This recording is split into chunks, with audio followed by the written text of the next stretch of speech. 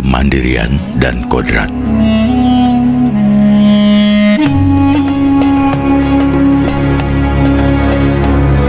Manusia sejati mempunyai sifat 20.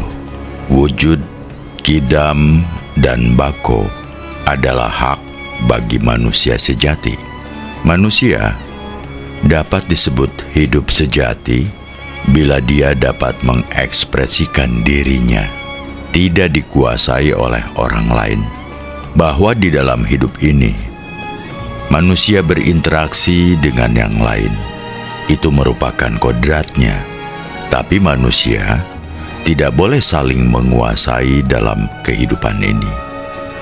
Menguasai orang lain itu melanggar hak hidup. Hidup bersifat kidam dari dulu. Ini hidup dalam artinya yang hakiki, bukan hidup dalam arti fisikal atau jasmani. Sebagai kenyataan, bakat dan potensi manusia bukanlah warisan dari orang tuanya, juga tidak diterima dari orang lain. Ia merupakan hak dalam dirinya. Karena itu, bila kehidupan di bumi sekarang ini wujud dari hidup sejati, setiap orang akan bisa mengekspresikan bakat dan potensinya. Hidup juga bersifat bako. Tetap hidup, tidak tersentuh kematian. Tapi di bumi ini, hidup telah terperangkap oleh badan jasmani yang dapat mengalami kematian. Sifat bako, manusia telah terbungkus oleh badan yang bersifat bangkai. Akhirnya, hidup mengalami keterbatasan. Ada duka, derita, sengsara, sakit. Neraka dan surga saling mengisi, bahagia dan nestapa saling menutupi. Bako juga berarti tetap. Manusia sejati itu tetap dari awal hingga akhir. Secara jasmani, dia memang merasakan sifat-sifat kejasmanian seperti duka dan bahagia, sakit dan sehat, dan lain sebagainya. Hidup di bumi manapun, jika kita masih terbungkus badan fisikal, jasadi, kita tetap tersentuh duka. Even in heaven, meskipun di dalam surga. Loh, kan di surga manusia tidak mengalami keletihan, tidak tersentuh kematian, dan bahagia terus. Seandainya kita yakin surga seperti itu, bisa memilih kesenangan apa saja di dalamnya. Tak putus-putusnya pohon berbuah. Penghuninya dapat memetik buahnya dengan mudah. Bidadari dan bidadara berada di sekelilingnya. Tapi selama itu berupa hiburan dan kesenangan dari luar dirinya, maka penghuni surga akan pilih-pilih mana yang lebih menyenangkan. Artinya apa? Masih ada duka. Dalam sebuah hadis, ada gambaran dua orang yang bersahabat di dunianya. Yang satu dalam kesalehan, yang lain suka bertindak lalim. Tapi mereka saling mencinta. Tak kala perhitungan surga dan neraka selesai dilakukan malaikat, maka yang saleh masuk surga dan yang lalim masuk neraka. Maka yang saleh bertanya kepada malaikat, "Mengapa sahabatku di dunia dulu tidak kujumpai lagi di surga?" Kata malaikat, "Wahai saleh, dia ada di neraka. Hidupnya di dunia kan lalim. Berdasarkan aturan yang kami patuhi, dia harus dimasukkan ke neraka." Kata saleh, "Wah, malaikat, saya mau hidup bersama dia di neraka." "Wah, nggak bisa saleh," sergah malaikat. "Kalau begitu, informasikan kepada Tuhan bahwa saya mau menggantikan dia di neraka. dan saya minta sahabatku itu dimasukkan ke dalam surga. Maka laporlah malaikat kepada Tuhan. Keputusannya, Saleh tetap di surga dan sahabatnya dikeluarkan dari neraka dan dimasukkan ke surga untuk menemani Saleh.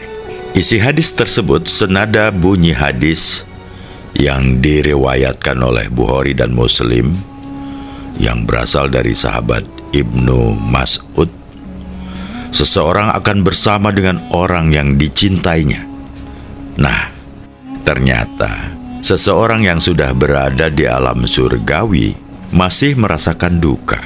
Ia berduka tak kala teman karibnya dimasukkan ke dalam neraka. Bahkan ia lebih rela dimasukkan ke neraka bersama sahabatnya daripada di surga tanpa sahabat kentalnya di dunia. Dalam satu hadis yang diriwayatkan oleh Bukhari dan Muslim yang berasal dari sahabat Anas bin Malik, disebutkan bahwa ada orang dimasukkan surga karena mati syahid.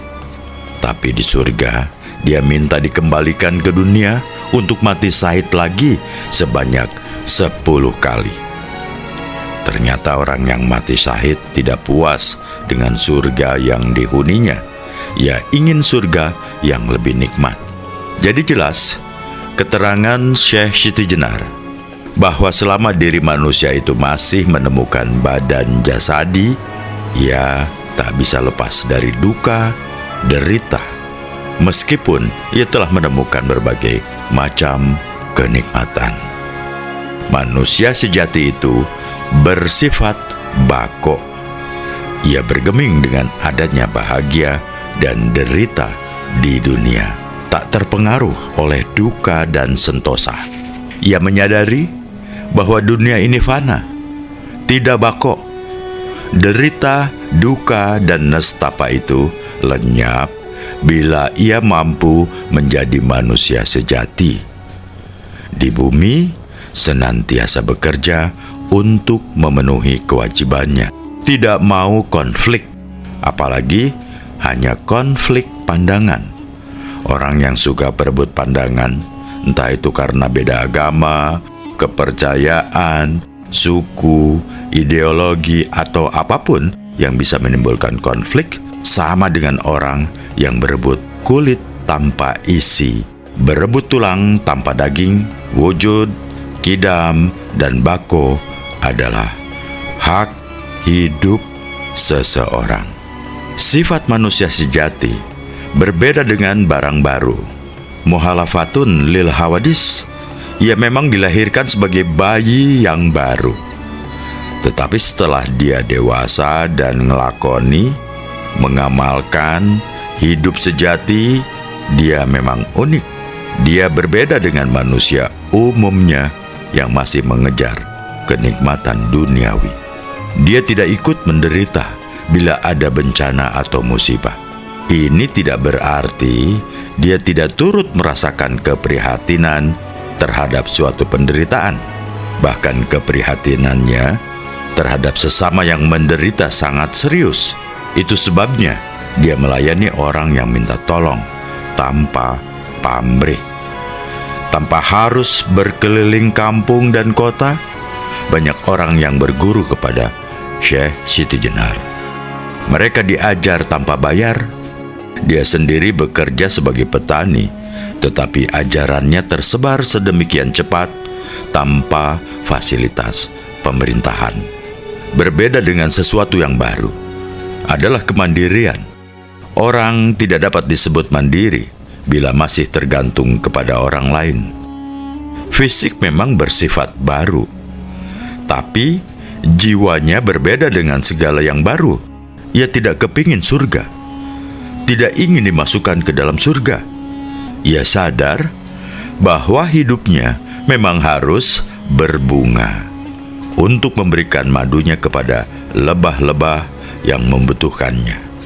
Ia bukan lebah yang hidupnya bergantung kepada bunga, tapi ia adalah bunga. Amal saleh adalah buah bagi manusia sejati.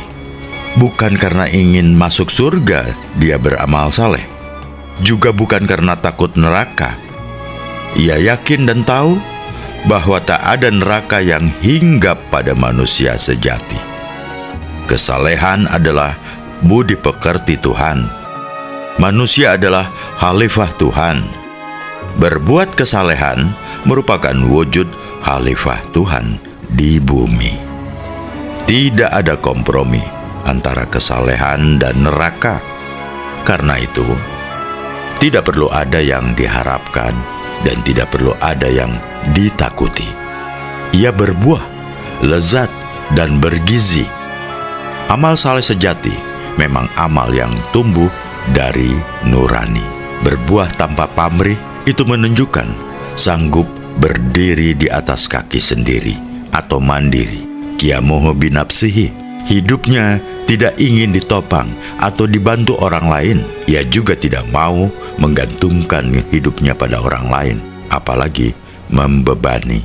Dia tidak merugikan orang lain, tetapi bagi yang masih tertutup pintu hatinya, kehadiran seseorang yang mandiri dianggap merugikan dirinya, dipandang mengurangi kewibawaannya, karena orang yang mandiri itu tidak tunduk pada kekuasaan raja. Ia indah bukan untuk dirinya, tapi bagi mereka yang memandangnya, bukan agar dikagumi. Keindahannya sebagai manifestasi kemandiriannya. Kehadirannya sebenarnya berkah bagi sekelilingnya, berkah bagi bumi. Agamanya adalah agama sejati, tumbuh dari dalam dirinya. Sambil bercanda, seorang teman mengatakan kepada saya, Tuhan membuat agama bagi manusia, tapi dia sendiri tak beragama. Lanjutnya, itu karena Tuhan hidup karena dirinya sendiri. Karena itu, manusia yang mandiri sebenarnya tidak beragama. Agamanya, ya, pengamalan hidupnya. Ia tidak tergantung pada agama yang dibawa orang lain. Saya timpali ya, kamu terlalu maju. Pandanganmu cocok buat mereka yang hidup di negara maju. Cocok bagi mereka yang kesadaran hidupnya sudah tinggi, sehingga selisih pendapat merupakan ekspresi kemerdekaan. Qiyamuhu binafsihi. Di negara kita ini, sampean kan tahu sendiri, Syekh Siti Jenar juga punya pendirian seperti itu 500 tahun yang lalu. Lebih maju daripada orang barat waktu itu, katanya. Karena itu, manusia sejati itu unik. Tak ada kembarannya. Setiap orang bukan hanya sebagai khalifah Tuhan, tapi juga merupakan utusannya. Berbeda-beda, tapi merupakan wujud keunikannya. Itulah sebabnya dalam ajaran Jawa dikatakan bahwa Rasuliku rasa ningsun. Rasul itu adalah rasaku. Dulu di Jawa Nusantara yang penuh kedamaian, manusia-manusianya tidak memeluk agama karena hidup damai, baik terhadap sesama maupun lingkungannya, merupakan manifestasi kerasulan. Coba kita lihat kembali Quran. Manusia adalah umat diri yang satu. Lalu Allah membangkitkan para nabi untuk membawa berita gembira dan peringatan.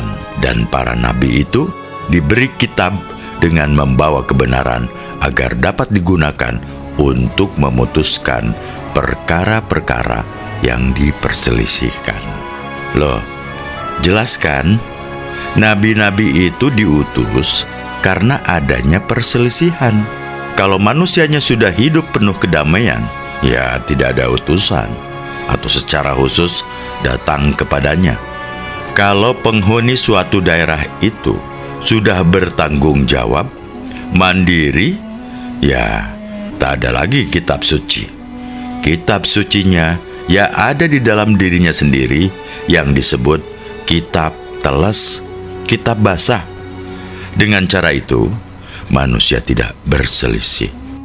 Wong tak ada yang diperselisihkan dalam hidup ini. Semua orang mengemban amanat kerasulan. Nah, karena itu, semua manusia sejati bersifat wahdaniyat, unik. Mereka merasa satu, berbeda-beda tapi satu jua. Tanhana dharma mangrawa, tak ada kebenaran yang mendua. Perbedaan hanyalah pancaran keagungannya. Orang makan pakai suruh atau alat yang digunakan sebagai pengganti sendok dan dibuat dari daun pisang. Sendok, sumpit, atau pakai jari tangannya langsung tidak menjadi masalah. Semua itu toh cara, sesuai dengan selera dan kepraktisan hidup yang bersangkutan. Mengapa harus dipermasalahkan? Mengapa harus diperselisihkan? Dijelaskan bahwa hidup hakiki merupakan wujud hak, kemandirian, dan kodrat yang disifati dengan sifat 20. Dengan demikian kodrat, irodat, sama, basor, kalam, ilmu, dan hayat merupakan sifat kodrat dari manusia sejati. Dia sadar bahwa dirinya merupakan kodrat, wujud dari sebuah kodrat, kuasa yang ada di dalam benih diri. Dalam bahasa Jawa, kodrat itu tersimpan di dalam wiji, biji manusia itu sendiri. Karena itu, wahdaniyat disebut siji sawiji. Satu bagaikan biji, biji yang nampak mati itu bila berada di lingkungan yang kondusif akan tumbuh akar, batang, daun, dan akhirnya berbunga dan berbuah. Pertumbuhan dan perkembangan dirinya itu merupakan kodrat, bukan orang lain yang memberikan kekuasaan, juga bukan ibunya. Orang lain hanya memberikan lingkungan yang kondusif bagi pertumbuhannya. Manusia sejati memiliki kodrat. Dia tidak tunduk di bawah kekuasaan siapapun, tapi juga tidak menundukkan siapapun, tidak merugikan, pun tidak dirugikan. Ya, yang begini ini tipe manusia masa depan. Manusia yang diungkapkan oleh Syekh Siti Jenar. Selanjutnya, manusia sejati adalah manusia yang berkehendak, berbudi luhur, dan bukan di bawah kehendak orang lain. Dia berbuat baik, beramal saleh, bukan karena diiming-imingi surga oleh orang lain, juga bukan karena ditakut-takuti neraka. Semua tumbuh dari irodatnya sendiri. Berbuat baik itu merupakan kesadaran hidupnya. Siapa yang berbuat segala kebaikan, niscaya menemukan kebaikan. Diungkapkan dalam pupuh ke-12. Sapakari tantemung hayu, masa dana sarwahayu. Siapa pula yang tidak menemukan kebaikan dengan menjalani segala kebaikan? Ya, kodrat dan irodat manusia sejati adalah menjalani kebaikan. Wajar jika manusia sejati yang diangkat menjadi khalifahnya, meskipun hidup di bumi ini berupa badan bangkai, tetapi tetap berfungsi untuk hamemayu hayuning bawana, membuat kebaikan di bumi. Bumi yang baik, bumi yang menumbuhkan berkah, akan membuat pelakunya hidup sejati. Bumi yang baik merupakan premana, ci, prana bagi hidup sejati. Hidup bahagia tanpa akhir, mendengar dan mendengarkan suara ilahi, melihat dan menyaksikan kebenaran, berkata dan senantiasa berbicara tentang kenyataan, tahu dan selalu mengetahui yang benar, hidup. Semua itu kodratnya manusia sejati. Sifat 20 juga dapat menjadi keinginan duniawi yang mencelakakan. Apabila sifat ini dikuasai oleh panca indera, bukan manusia sejati yang tercipta, tapi manusia durhaka. Semua sifat mulia tadi menjadi kotor dan racun bagi kehidupan. Apa enggak beracun bila keinginan manusia menjadi irodat tanpa arah, keinginan yang terbentuk karena berbagai warna dan bentuk ilusif dunia ini. Keinginan yang demikian ini yang membuat manusia menjadi nestapa hidup di dunia, baik di darat dan di laut maupun di angkasa, rusak akibat ulah manusia mengumbar egonya. Menurut Syekh Siti Jenar, hidup harus sejiwa dengan zatnya, berbudi pekerti seperti budi pekertinya. Hidup wahdaniyat, wujud hamba hanya sebagai lokus, wadah, dan keberadaannya. Dalam keadaan demikian, manusia menjadi arif bijaksana. Bila manusia sudah manunggal dengan Gustinya, maka sungguh hanya manusia yang merupakan eksistensinya. Bumi dan langit menjadi milik manusia sejati. Segala daya yang ada di luar dirinya tidak mengikat keberadaannya, karena bumi dan langit itu miliknya, sarang kehidupannya, maka dia serta-merta menjaga dan memeliharanya. Apa ada manusia berbudi yang merusak tempat tinggalnya? Sifat 20 harus tumbuh dari dalam diri, bukan sifat yang dirangsang oleh indrawi. Segala yang tumbuh karena rangsangan indera akan mendorong keinginan yang melampaui batas. Bukankah di dalam tubuh manusia ada batas-batas? Minum untuk hidup, tetapi bila minumnya berlebihan akan membuat sakit.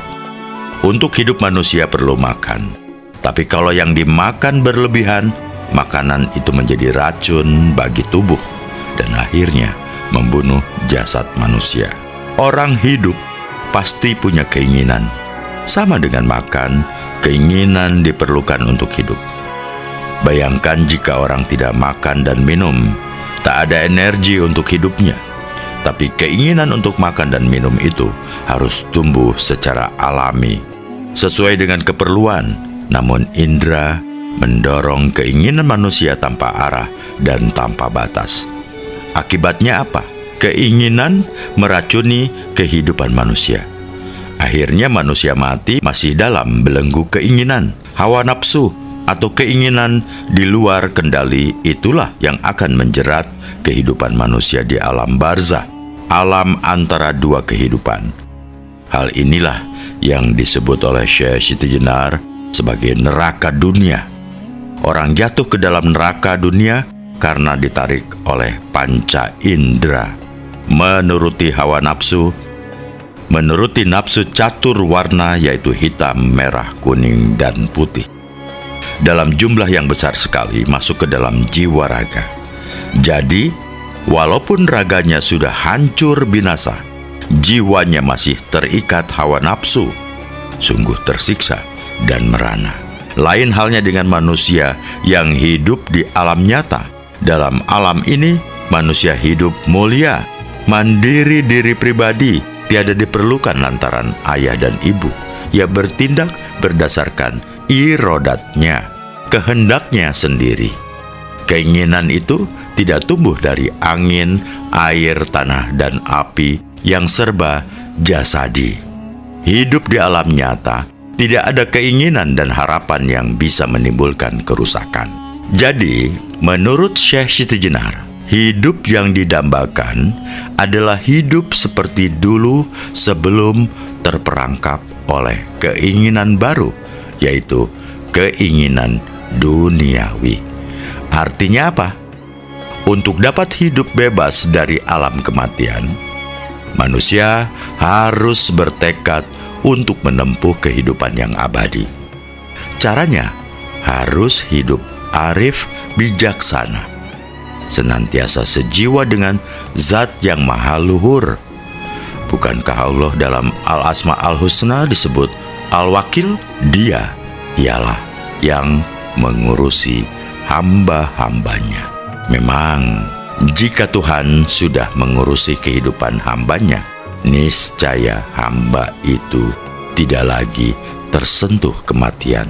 Tidak perlu ada keinginan baru, karena keinginannya sudah diurusi oleh Tuhan. kehidupan yang dijamin Tuhan, sehingga sang hamba hidup tanpa jasad dari elemen angin, air, tanah, dan api. Cukup elemen cahaya.